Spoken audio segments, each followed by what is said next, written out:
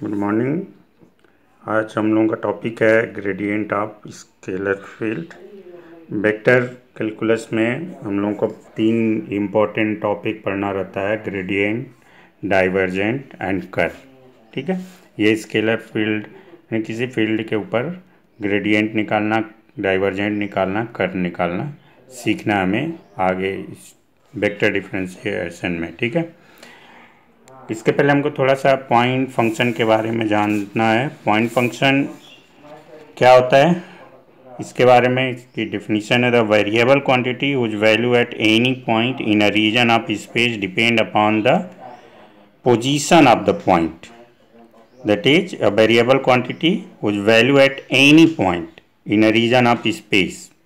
किसी रीजन में एक वेरिएबल क्वांटिटी यदि वो पोजीशन ऑफ द पॉइंट पे डिपेंड करे तो वो वेरिएबल क्या कहलाएगा, पॉइंट फंक्शन कहलाता है। ठीक है, पॉइंट फंक्शन के 2 टाइप्स होते हैं, एक को बोलते हैं हम स्केलर पॉइंट फंक्शन और दूसरे को बोलते हैं vector point function. Scalar point function होता है let R be a region of space at each point of which a scalar function phi equal to xyz is given, then phi is called scalar function and r is called a scalar field. Clear? This example, temperature distribution in a medium scalar point function कहलाता है। Distribution of the atmospheric pressure space में, ये भी scalar point function का example है। Second kind से vector point function. Let R be a region of space at any point of which a vector v equal to vxyz is given, then v is called the vector point function and r is called the vector field. Clear है?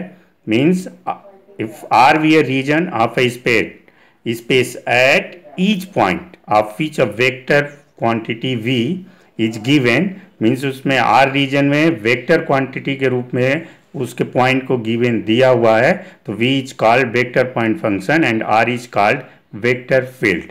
As example, velocity of moving fluid at any instant. Clear? The gravitational force are example of vector point function. ठीक है, अब हम लोगों को topic पे आ जाओ, इसका यूज है आगे। Gradient of scalar field. Gradient of scalar field होता क्या है? ग्रेडियंट ऑफ स्केलर फील्ड को डिनोट करते हैं हम लोग ग्रेड से, GRAD। ठीक है, and grad of phi equal to होता है nebula phi, where nebula is vector differential operator. Nebula is vector differential operator. ठीक है, एंड नेबुला की वैल्यू होती है i del by del x plus j del by del y plus k del by del z. Means इस operator को आप scalar field पे apply करिए तो वो ग्रेडियंट ऑफ फाई कहलाता है, ग्रेडियंट ऑफ फंक्शन कहलाता है। ठीक है, क्लियर है? तो gradient of phi equal to कितना हो गया, नेबुला फाई, और इस पे यदि आप फाई ब्रैकेट लगा के यहाँ पे फाई अप्लाई करिए तो कितना हो जाएगा, i del phi by del x plus j del phi by del y plus k del phi by del z. That is here I del phi by del x plus j del phi by del y plus k del phi by del z is called gradient of scalar field and it is denoted by grade phi. ठीक, तो आपसे question पूछता है कि given function का phi equal to given है, वो हमेशा स्केलर फील्ड होगा। ठीक, इसका आप ग्रेडियंट फाइंड करिए। तो आप ग्रेडियंट निकालने के लिए क्या करेंगे, आप पहले del phi by del x निकाल लोगे, del phi by del y निकाल लोगे, del phi by del z निकालोगे। मीन्स फाई का with respect x, with respect y, with respect z partial differentiation निकालिए, और del phi by del x का i के साथ, del phi by del y का जे के साथ, del phi by del z का के साथ मल्टीप्लाई करिए, आपको ग्रेडियंट ऑफ फाई मिल जाएगा।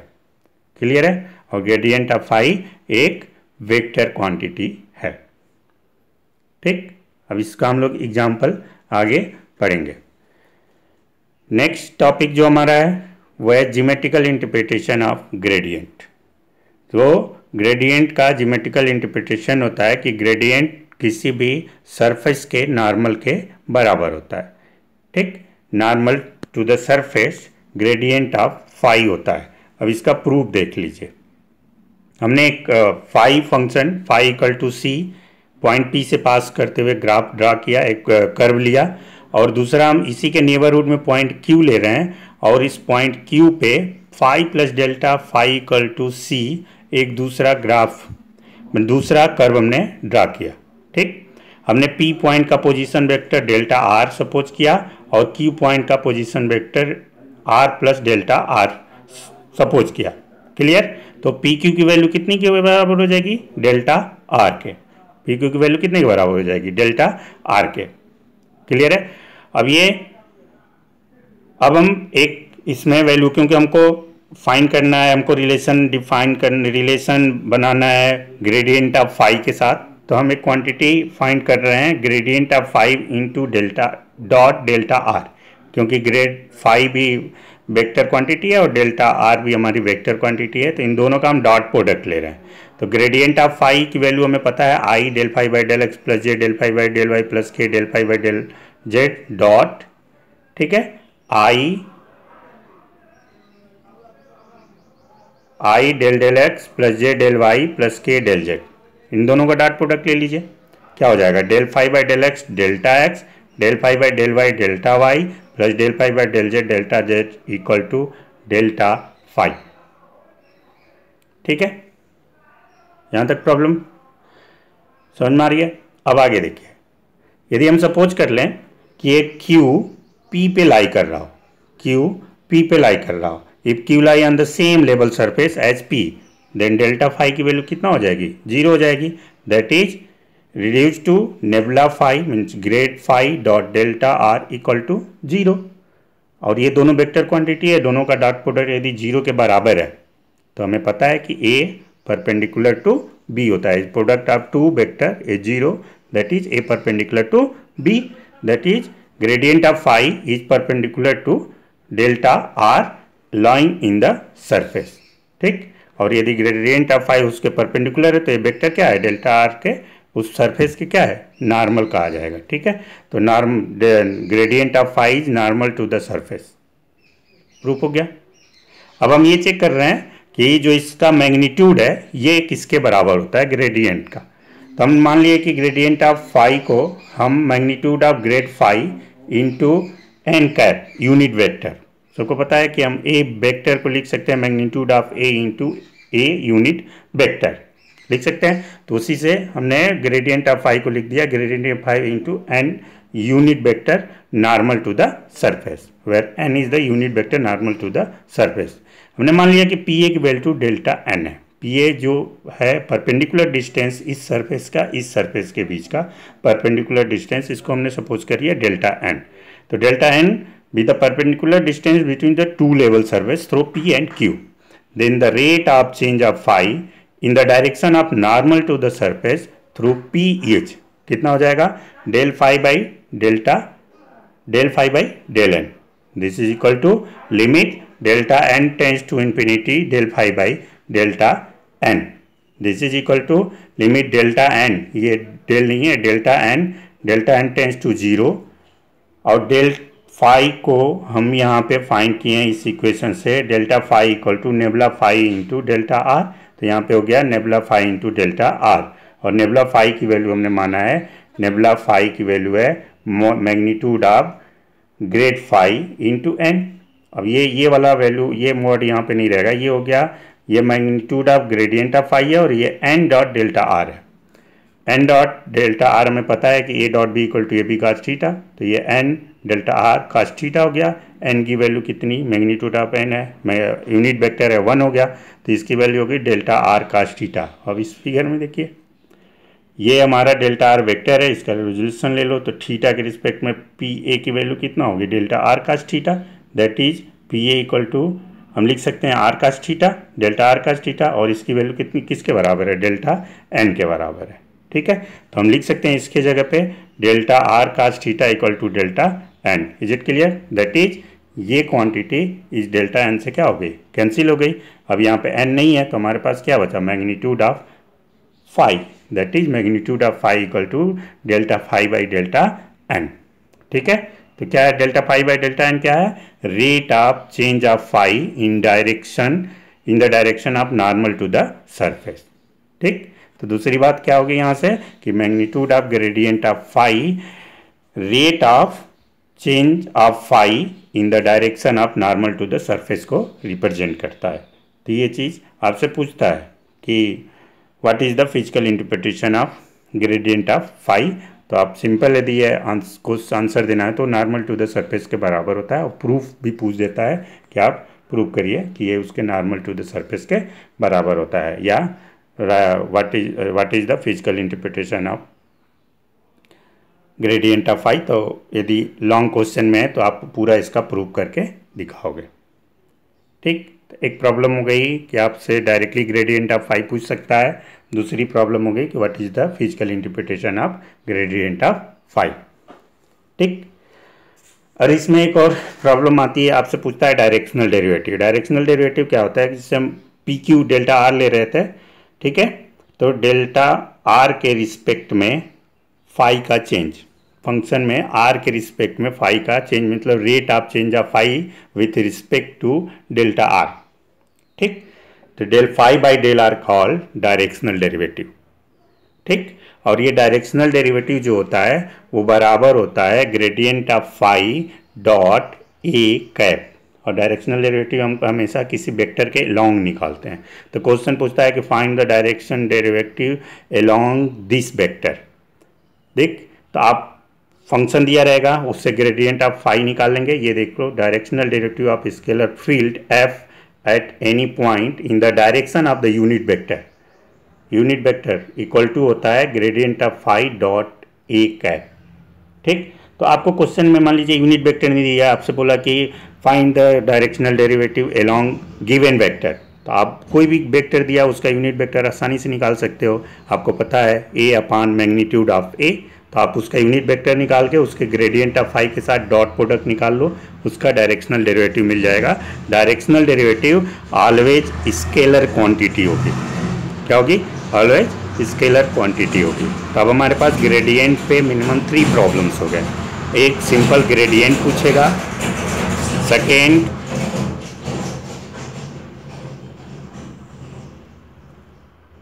ठीक है, एक सिंपल ग्रेडियंट पूछेगा, सेकेंड हमारा फिजिकल इंटरप्रिटेशन पूछ सकता है, या पूछ सकता है कि नॉर्मल टू द सरफेस बताइए या यूनिट नॉर्मल वेक्टर बताइए। तो आप ग्रेडियंट ऑफ फाई निकाल लीजिए, उसके मैग्नीट्यूड से डिवाइड कर दीजिए, यूनिट नॉर्मल वेक्टर मिल गया अलोंग द गिवन सरफेस। और थर्ड आपसे directional derivative along the given vector, कोई अलग से वेक्टर दिया रहेगा तो आप पहले उस फंक्शन का ग्रेडियंट निकालिए और उसके साथ उस वेक्टर का यूनिट वेक्टर निकाल के डॉट प्रोडक्ट निकाल लीजिए। ठीक, इसकी कुछ प्रॉपर्टीज हैं, फिर हम एग्जांपल देखेंगे। किसी भी कांस्टेंट फंक्शन का ग्रेडियंट 0 के बराबर होता है, कोई भी कांस्टेंट फंक्शन है तो उसका ग्रेडियंट 0 के बराबर होगा। ठीक, if phi and phi two are 2 scalar point function then gradient जो है प्लस और माइनस पे डिस्ट्रीब्यूट हो जाता है। Means gradient of phi 1 plus minus phi 2 equal to होगा ग्रेडियंट ऑफ फाई 1, ठीक है, gradient of phi 1 plus minus gradient of phi 2। Product of 2 function यदि है तो ग्रेडियंट जैसे डिफरेंशियल ऑपरेटर डिस्ट्रीब्यूट होता था वैसे ही प्रोडक्ट ऑफ 2 फंक्शन में ग्रेडियंट भी डिस्ट्रीब्यूट होता है। फर्स्ट इंटू सेकेंड का ग्रेडियंट, ठीक है, यहाँ पे प्रोडक्ट ऑफ 2 फंक्शन दिया, फर्स्ट इंटू सेकेंड का gradient plus second into first का ग्रेडियंट। और किसी भी फंक्शन में किसी कांस्टेंट का मल्टीप्लाई है तो कांस्टेंट बाहर हो जाएगा और केवल फंक्शन का ग्रेडियंट निकलेगा। ठीक, सिमिलरली आप ऐसे निकाल सकते हो। यदि डिवीजन है तो जैसे वहाँ पे न्यूमरेटर इंटू डिनोमिनेटर, वैसे यहाँ पे डिनोमिनेटर इंटू न्यूमरेटर का gradient minus numerator into denominator का ग्रेडियंट अपॉन डिनोमिनेटर का स्क्वायर। ठीक है, अब इस पे एग्जाम्पल समझिए। जिससे मान लीजिए कि हमारे पास एग्जाम्पल है, find the gradient of phi when phi is given by phi equal to 3x square y minus y cube z square at any point 1 - 2 - 3। Second example है दिस, पहले को मैं एक्सप्लेन कर रहा हूँ, सेकेंड वाले को आप करके वैसे ही सेकेंड वाला आप करके व्हाट्सएप ग्रुप में भेजिएगा। Gradient of phi equal to हमें पता है कि नेबुला फाई होता है, नेबुला की वैल्यू होती है i del by del x plus j del by del y plus k del by del z. Phi की वैल्यू ये हो गई, क्लियर।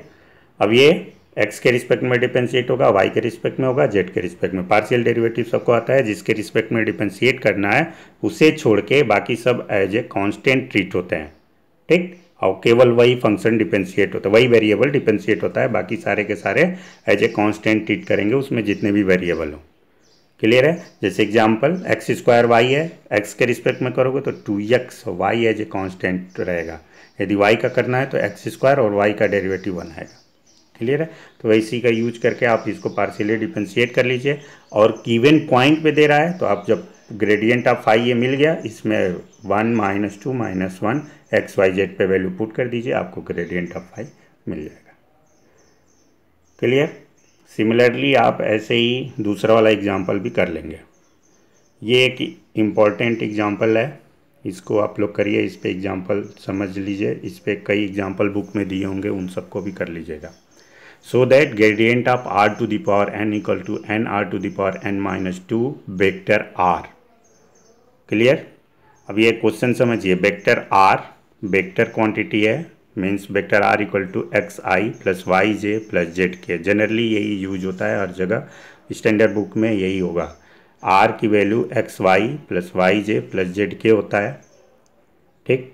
और स्मॉल r केवल लिखा है, उसके ऊपर वेक्टर का साइन नहीं है, तो वो उसका मैग्नीट्यूड है। मैग्नीट्यूड मतलब under root x square plus y square plus z square, that is r square equal to x square plus y square plus z square. ये जब भी आर वाला प्रॉब्लम आएगा ये दोनों चीज़ याद रखिएगा कि r equal to x y plus y j plus z k होता है, और r square equal to x square plus y square plus z square होता है, ठीक। अब ध्यान से देखिए, सिंपल बस ग्रेडियंट निकालना है इसका। ये r to the power n है, ये एक्स के रिस्पेक्ट में डिफरेंशिएट होगा, वाई के रिस्पेक्ट में यहाँ पे जेड के रिस्पेक्ट में। एक्स के रिस्पेक्ट में करेंगे तो n r to the power n - 1 del r by del x, y के रिस्पेक्ट में n r to the power n - 1 del r by del y, n r to the power n - 1 del r upon del z. तो r equal to कितना हो जाएगा, x i plus y j plus z k. R equal to given है, r equal to कितना आ जाएगा, are square equal to. अब इस equation के हेल्प से हमें del r by del x, del r by del y, del r by del z निकालना है। इस इक्वेशन को with respect to x both side differentiate कर दीजिए, कितना हो जाएगा 2r del r by del x equal to 2x, 2 से 2 cancel, del r by del x equal to कितना आ गया x upon r. Similarly del r upon del y equal to Y upon r and del r upon del z equal to z upon r. इन सब की value उठा के आप इस इक्वेशन में पुट कर दीजिए, del r by del x, del r by del y, del r by del Z.